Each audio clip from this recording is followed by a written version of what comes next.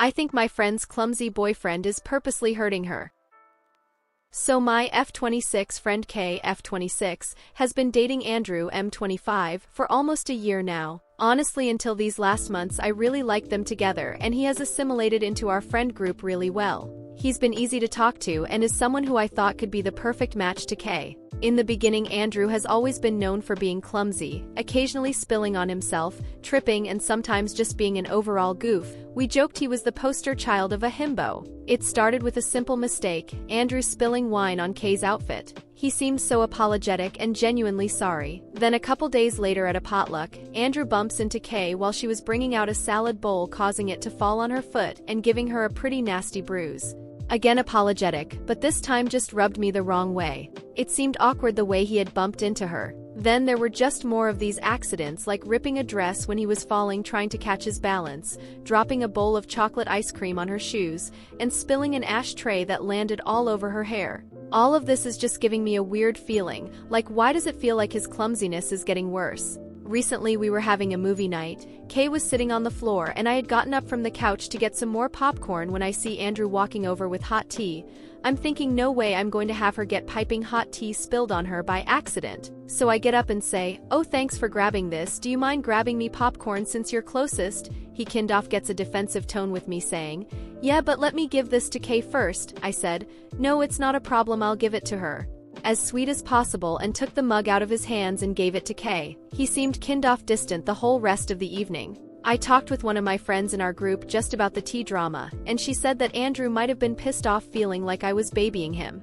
I think that if he's been prone to hurting his girlfriend, wouldn't he want to avoid situations that could get her seriously hurt? Wouldn't you want a friend to help you? Am I just overthinking this?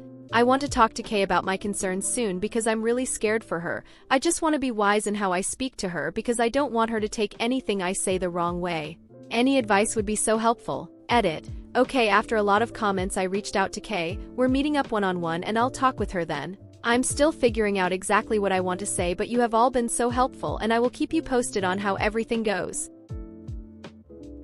Hi all, this evening I got a text from Andrew. It seems my friend, who I'll be referring to as Sarah, had told him about the tea situation. He texted, "Hey, just wanted to reach out and let you know that I wasn't pissed with you." I played it cool and just replied, "Hey, no problem man, just wanted to make sure all was good with you." He messaged me back that, "LOL, yeah, why wouldn't I be? I left it alone after that." I reached out to Sarah and asked to how the story was relayed to him, and she explained that it sort of came up in conversation. She had told him that I hadn't meant to baby him and hoped I didn't make him pissed by taking away the teacup. Sarah is a fixer and I think she just wanted any conflict between us to be resolved. While I know she was coming from a good place, I am a bit frustrated to have my words twisted into what she believes happened. I messaged Kay and we are still hanging out either early Monday or Tuesday.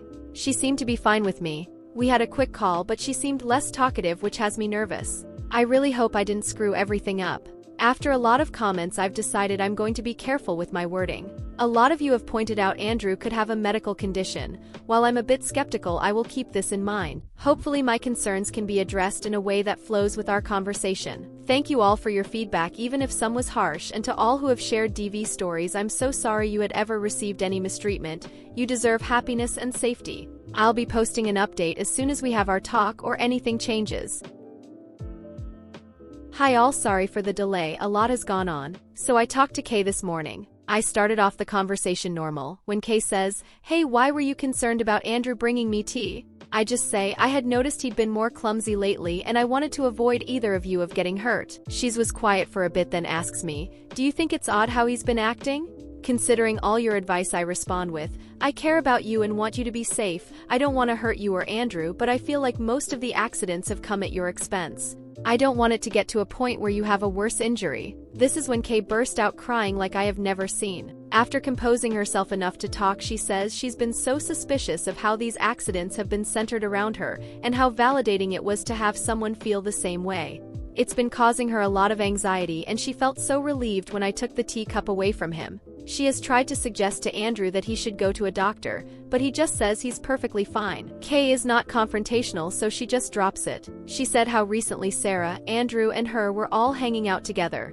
Sarah told Andrew I was so upset about how he was hesitant to hand me the teacup, a completely different story from what Sarah told me. I have been more open with my emotions in my posts due to my anonymity, but in person I was very casual about the situation. I said something along the lines of, "Hey, did you think I upset Andrew by taking the tea when I asked him to get me popcorn? I hope I didn't come off rude." Then Kay told me something really disturbing, how during this conversation Andrew and Sarah started joking about Kay being a battered wife. How ridiculous the idea would be if Andrew was really abusing her, and some really dark jokes. This had Kay feeling like she was crazy to think that these accidents might be on purpose. Also, they had said some things about me that made her so upset she couldn't even tell me. Kay said she's felt trapped, living with him, and how he's intertwined in our group. She felt like she needed to wait to have proof he was faking it to make it worth a bunch of drama. I feel horrible that she's felt so alone in this. I was pretty blunt and just asked, "Do you still love him?" She responded, "I don't, I think I don't even like him anymore."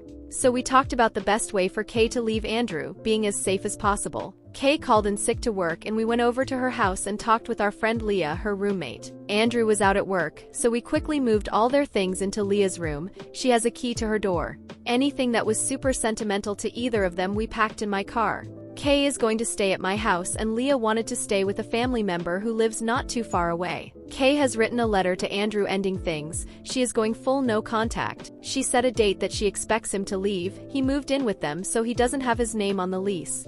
Our friends Mike and Corey will be staying at the house. This is to ensure nothing will be damaged due to an accident, also to let Kay and Leah know when it's safe to come back. Thank you all so much for your advice. Tomorrow I plan to go on a little shopping spree with Kay, doing everything I can to alleviate her anxiety. So far we know Andrew has seen the note and is packing to leave. So far so good. If anything happens I'll be sure to update you all. First off, Kay is safe. I want to thank everyone for their advice, it has been a huge help. Per someone's comment we got that detector that finds hidden cameras. Mike and Corey searched everywhere and found nothing. They also have searched for spyware on Kay's phone and laptop, also looked for tracking devices and nothing was found. Locks have since been changed and after a lot of consideration Kay and Leah have decided to not move due to financial reasons. But for their safety they've decided to have Mike live with them. He works remote so he doesn't have to leave for work and will be at the house most of the time so Kay or Leah wouldn't be home alone. Corey got a Ring camera for Kay. Also our friend group have code words and safety questions with Kay, which I really recommend anyone leaving a DV situation to do. So last week Sarah had dropped by one of our friends' house to leave a letter for Kay in her mailbox. It was very odd. It was written from both Sarah and Andrew's perspectives, saying how hurt they were, that the way they have been treated was so unfair, that it isn't healthy to go from being someone's everything to just shutting them out entirely. They said how they were happier without outside influences and hoped Kay could find the freedom they had found together. They stated a lot of gross comments about personal struggles of myself and others in the friend group to paint us as crazy people. They ended it with how they just wanted to move on, that this was their goodbye and that they would welcome her back if she ever wanted to reach out to them, but would respect her wishes to go and see. We all don't know if this is their way of saying they're together or what. It's incredibly odd. Some of our friends think it's an invitation to an open relationship. Either way, we haven't heard from them since. Kay has opened up with her counselor and us about her stories with Andrew. She has come to believe his accidents were a tactic to control her appearance. Apparently he had a thing for a certain aesthetic and would want her to dress in that way. Behind the scenes he would remark how her looks wouldn't show off her figure, and how it would be more flattering for her to wear certain aesthetic, because it would just look better. He would even make jokes about her outfits and overall style. When she would tell him to stop he would get apologetic and say he was just trying to be funny. There are other factors as well, but those risk Kay's anonymity, but all revolved around her appearance. Kay is amazing. She has been so strong throughout this process. She said it feels like a heavy burden has been lifted. She is truly special and she deserves true peace and happiness. Our friend group has really gone above and beyond to support Kay, which is the least we can do. Thank you all for pushing me to say something. It validated what Kay and a lot of our friends were feeling. I will let you know if anything changes, but hopefully Sarah and Andrew will leave Kay alone.